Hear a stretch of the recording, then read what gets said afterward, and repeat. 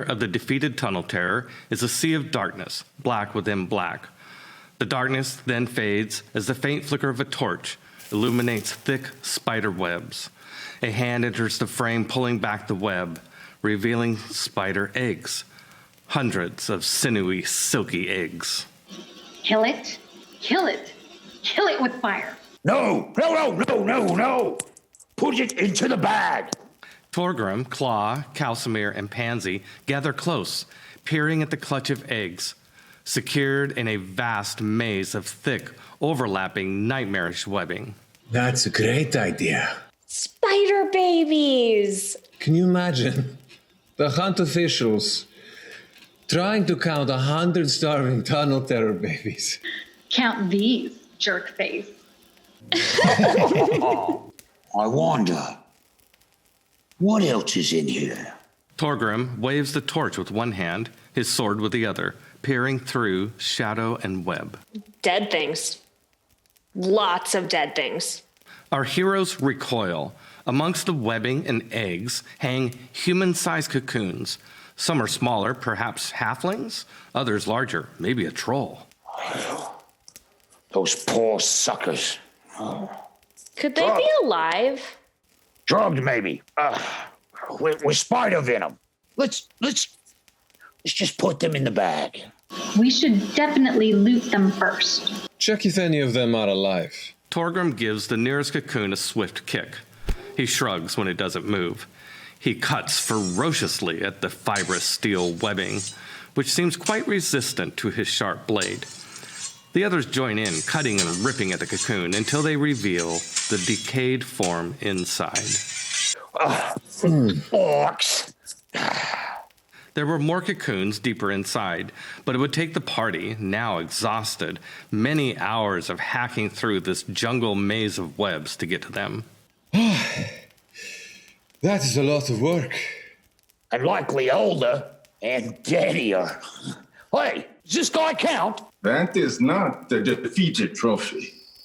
Knave should have something of value, of course. You may keep it. Personally, I'm in favor of getting the heck out of here. And torching the place. With oil, flint, and steel, the companions set the webbing and cocoons ablaze.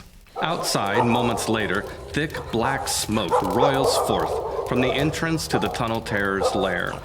The barbarians wait patiently for the fire to do its job. When the party returns to the lair, it's like walking through an Asgardian-sized fireplace. Torgrim kicks a skull and nudges a pelvis. The others dig through piles of previous tunnel terror meals and gooey cooked eggs. A blue glint catches Torgrim's greedy eyes. A moment later, he hoists up a double-bladed sword, as polished and pristine as the night it was forged. Ha ha! Blessed be Thor! Are you seeing it? Are you seeing this? Oh, what a great sword! It's taller than me. Oh, you can claim that. I'm getting out of the smoke. Cal? Yep. Outside, in the fresh air, Let's just sit and chill. Pansy has hit the proverbial wall and deposits her tired ass on her bedroll. The last time we saw Armando was right here. Maybe he'll return? She closes her eyes. The dogs likewise are resting, heads down in the tall grass. Torgrim joins Pansy, cradling the sword lovingly like a newborn child. That looks quite handsome on you. And dangerous. Don't neuter yourself. Claw looks at Team Short sleeping, and then to Calcimere. I guess that means we're on first watch. Calcimere and Claw find a fallen tree to rest their weary backs, their eyes on the savannah to the east. I will have a swig of that wine, please and thank you. It is not the best, but it does the job. Claw takes a shallow pull from the flask and then returns it to Cal.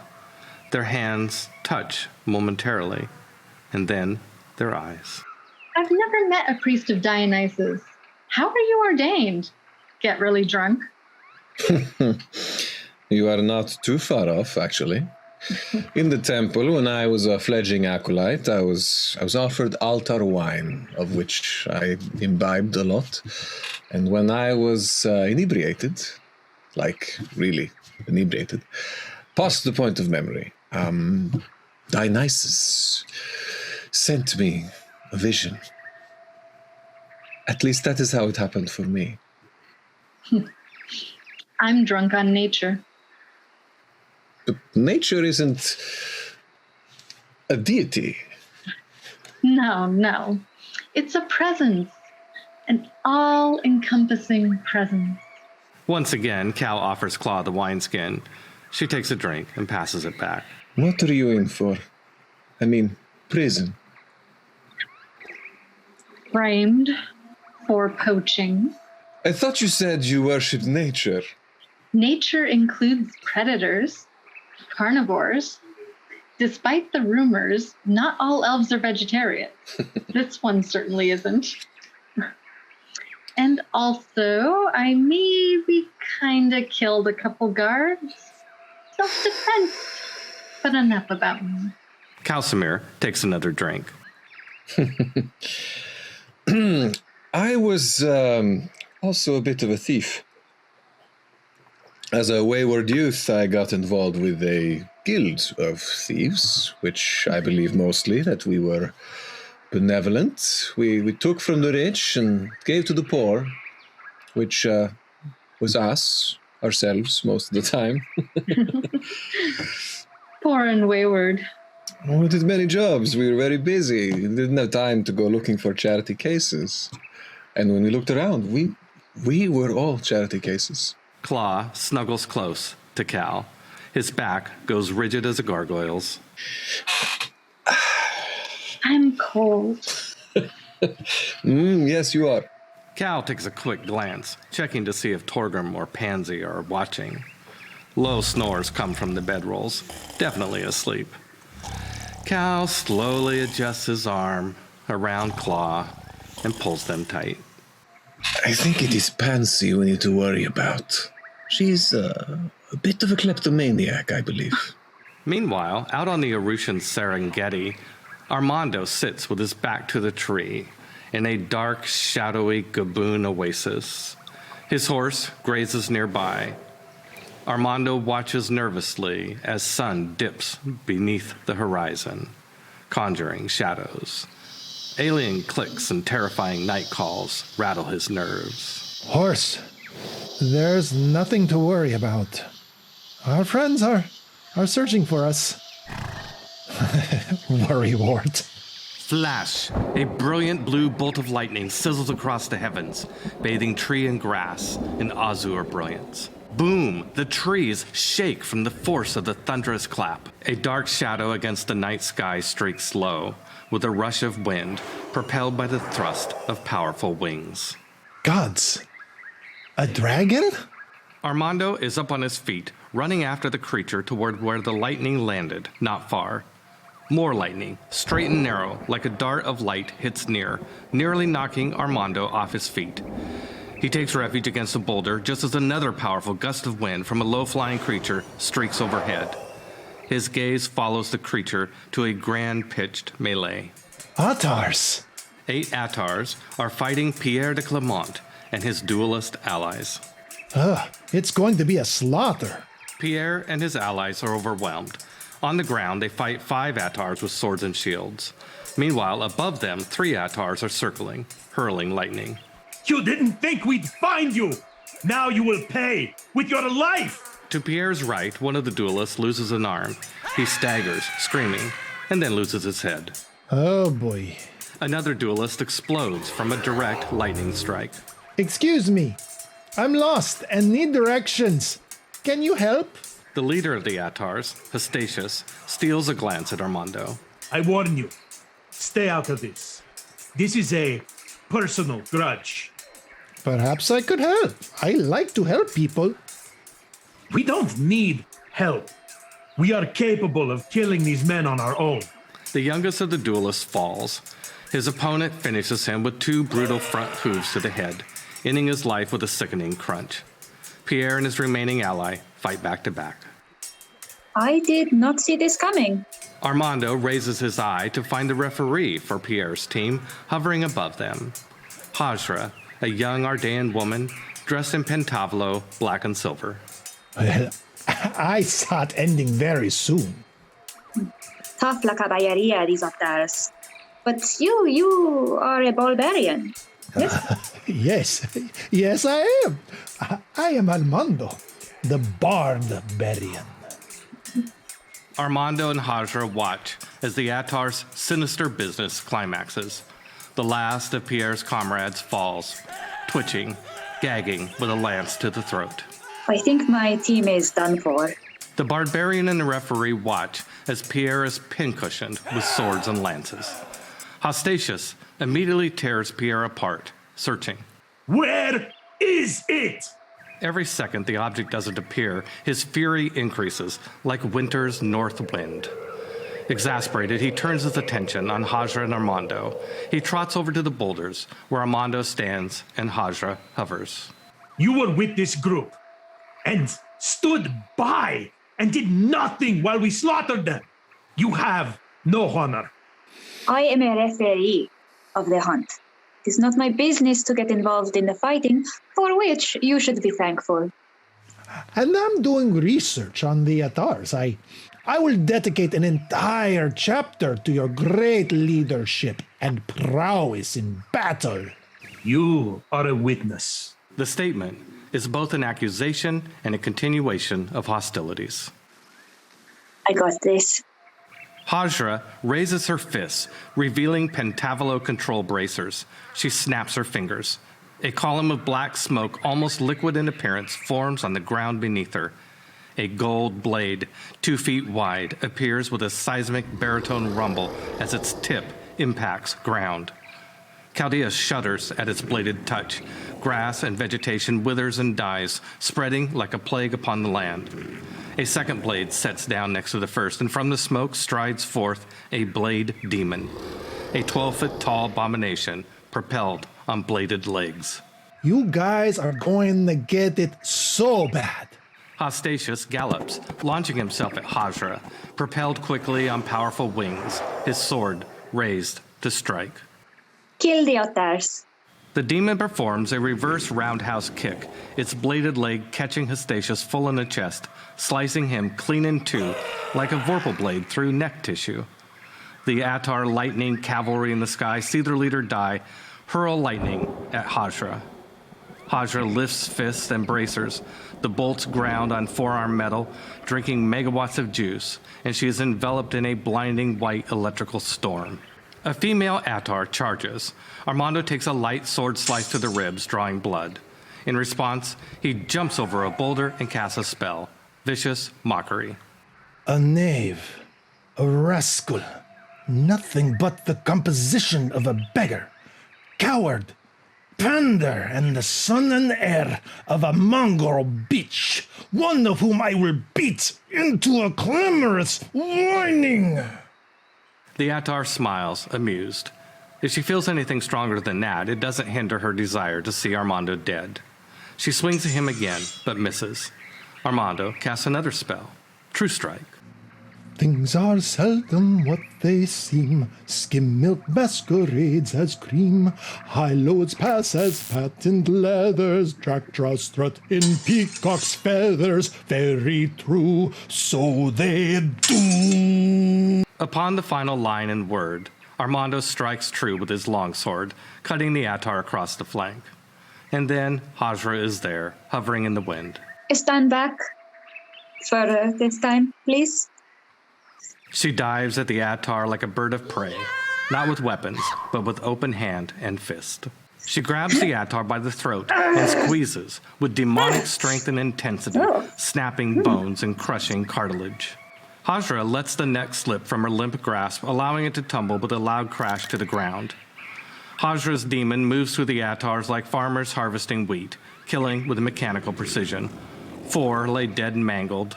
Armando absorbs the unadulterated carnage like a sponge and shudders. Didn't I say I'd take care of this? Will you marry me? Oh, you haven't even met my family yet. How sweet. We should at least have dinner first.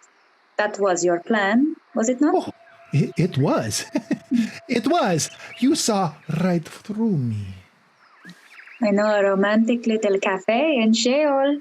Dinner, wine on the river. But first, let us clean this up. The grisly task complete, the demon eagerly awaits orders. Hajra snaps her fingers, returning it to her bracers. And then she goes about cleaning things. First, she scoops up Pierre de Clement and his allies into her bag of holding, and then the Atars. Task complete, she motions Armando to follow her. Well, let's get you to your friends. As they make their way across the Arusha Serengeti, Warrior shifts slowly east in the night sky. Armando rides warily on his horse, while Hajra floats casually alongside. Did the Atars travel here on lightning? Otters are masters of that elemental force. It is fundamental to who they are. Armando! Armando looks up and sees Pansy and Torgrim running. Bardman! Where the hell have you been? And what are you doing with that Lady Angelic? We saw the lightning and decided to investigate. Rashidi floats near and nods to Hajra. It's good to see you, my friend, in one bloody piece, but I am just deathly tired. Yeah, let's get back to camp. I need my beauty sleep. Without further ado, the party double times it back to camp. Following at a distance, Hajra updates Rashidi on the Pierre Attar debacle. The whole hunting party was wiped out. That's odd indeed. I've never heard of Attars leaving Attar. Victorina will want to hear about this. I have their remains in the bag. Good. Now, regarding Armando, did he assist in the fight? Yes, I suppose it could be construed as fighting. I'm not asking if he was effective. He was brave and crossed swords, if that's what you mean. Good. If he fought the Attars, the barbarians are awarded the trophies. Hajra smirks and stifles a laugh before handing over the bag to Rashidi. Those are the rules. I'm heading back to the lodge. She turns to leave, stops, and looks over her shoulder at Armando, who she catches in the act of staring at her backside. See you later, Armando. It's a date, remember? Whoosh! She flies away faster than what is natural. What a woman. The next morning, sun backlights thick cumulus clouds hanging on the horizon, bathing the savannah in soft diffused orange. The barbarians, exhausted from their prior day's ordeals, have overslept. Rashidi hovers just above the tall grass, patiently waiting. Kalsamir blinks and stretches, then lurches awake. A wizened, elderly goblin woman crouches over him. You guys are ugly. All y'all. Kalsamir scampers hastily out of his bedroll, falling into Claw, waking the elf. Sure, Cal. I enjoy a morning roll. Goblin. You guys want to fight? I'll drop mine if you drop yours. She waves an orange safety flag. Pansy stretches, yawns, and rubs the sleep from her eyes. If I had a crossbow, I'd shoot that halfling in the mouth and I'd feel nothing. You might feel something, though. Right. I don't tell halfling jokes very often, but when I do, I keep them short. Kalsamir gives a patronizing, slow clap. The others rise and shift away from the goblin, searching the area to see if there are others. I keep them short. An outcast, huh? What did you do to get kicked out of a society built on greed? Oh, greed? Did she call me? Did you hear this bitch? Did you call me greedy? You're a little wit. Oh, it's as sharp as a hammer, isn't it, you? This one. The hell? Ugh. Greedy bastards, greedy bastards. No. Wait. Apparently you need it. So why don't you just let me help you out here, all right? Okay? It's like calling a halfling short. Oh, you're just real great there, aren't you? Look, dwarves are also insular, aren't they? Oh, just insular. Yeah. Tunnel digging. Oh, that one really just hurts right to the core of the earth, doesn't it? Gem snatching. Well, if it's shiny, I'm going to snatch it, Missy. Sterile. Where the hell you think all the other dwarves come from? Just sterile, you dumbasses. Stateless and aquatic troglodytes. I swim like a dolphin, Missy. Greedy bastard, just put greedy in front of it. Greedy. Try a little harder, come on. Halflings are short, dwarves are greedy. Oh, you're just really reaching into your bag there. Because I'm going to tell you, all this is kind of weak. I wasn't aware that combat through words was one of the Somarrian Hunt options. She's not exactly armed with a weapon in this battle of wits. You're right. We really shouldn't attack an unarmed goblin. There ain't this hunting party. Inept. Very inept. And callous mirror. I don't think she's right. This elf here fanatically worships dragons and changed their stupid name to Clawbite. Life is about kicking ass, not licking it. Claw gives up on the goblin and packs her horse. Pansy mounts her pony, and Torgrim mounts his draft horse. Come on, let's do this. The goblin throws down the flag and grabs the torque around her neck. Enchantments explode. The once diminutive, frail goblin grows in size to that of an ogre with a strength to match. Come on, barbarians! Fire! Claw quickly verifies that the safety flag is still visible at the top of their staff. You are really one of the craziest bitches I have ever met in my entire life. Why in the hell would I waste any of my valuable time on your crazy ass? Oh, why bother? With everyone mounted up, they begin to head out. You coming, Rashidi? Rashidi stands motionless, as if in a trance. Did she just break our referee? A human wizard appears. Not the normal kind of appearance, but phases corporeal out of nothingness. He takes the 2 bags of holding from Rashidi. Torgrim charges the man. The other barbarians follow suit. Be still and remain calm. I'm not stealing these from you. I'm stealing them from him. Oh, like hell you are. That ain't gonna happen. I will return your trophies if you stand down. Sally, you too, stand down. The enchantments that had her primed for battle dissipate. She passes out on her fat nose. Damn haste spell. The wizard dumps out the contents of the bag of holding originally carried by Rashidi. I hope there's nothing alive in here. Wait, can you... that's not gonna work out. The contents of the bag, primarily in the form of a tunnel tear, hits the ground. Alive. Well, mostly. Torgrim leaps from his steed with his new barbarian blade splitting the spider's abdomen in 2, ending the fight before it begins. I'm straight dead this time, you 8-haired beast! The wizard yanks the bag of holding over Rashidi's head. The barbarian's referee is gone. This is all I want. You may keep this. Who are you? I am sagacious. I too am participating in the hunt. But unlike you, I seek other quarry. He grabs Sally and waves. Toodaloo. It would have been a glorious battle. Glorious, I say. Say of thee, barbarians, till next we meet. Sagacious casts Dimension Door. Instantly they disappear and then reappear 500 feet away. No offense.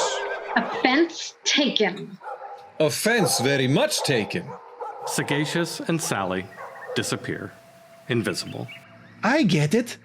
That's who Team Invisibility is. He just stole our referee. What are we going to do? I think we need Armando's fiance.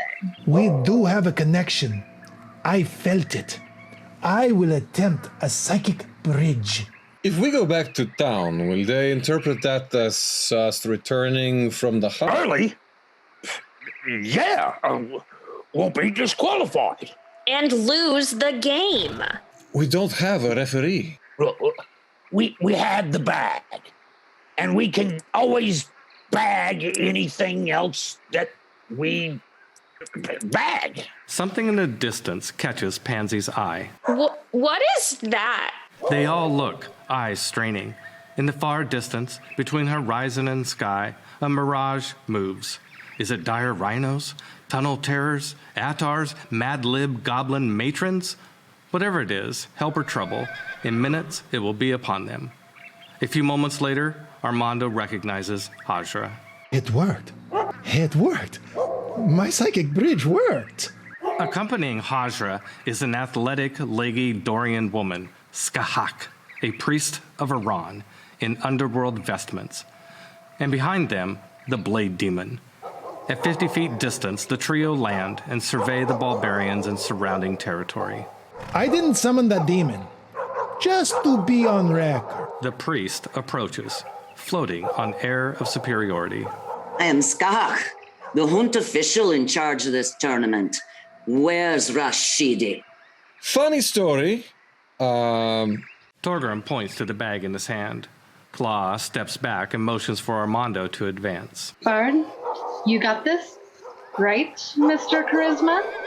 We were waylaid by an amazingly powerful adversary. That's the charmer I told you about. Finish what you are saying, Bard. He just took him and flew off. Who? Our referee. No, Rashidi. Who took him? Sagacious. A wizard, I think. Him and that gobshite, crazy-ass goblin. I hated that woman. Sally was her name. Oh, yes. We know who they are. Sagacious was terribly polite. If you mean polite, by both of them, they took on our Rashidi. They kidnapped Rashidi. Yeah, that's what I'm trying to tell you. He was frozen, paralyzed. I don't know. Flesh to stone. Hell, I don't know how else to explain it. He didn't resist. We tried to stop them. None of us can fly. And how exactly did they manage this kidnapping? So the wizard took the bag that you gave us, dumped all the stuff out, kindly enough, and then they just bagged him up. They took his bag? We had 2 bags because the other party got wiped out. Sagacious took the bag off of Rashidi and captured Rashidi with that bag. Finally, I'm trying to tell you. And where is the other bag? It's right there. Torgrim waves it like dirty underwear. That's the bag my party had with Pierre de Clement and the duelists and all those dead actors. What a day. First, Bridgedwinner goes batshite nuts on that dwarven princess. And now we're down a referee. Haven't even had my breakfast yet. For you, barbarians, the hunt is over.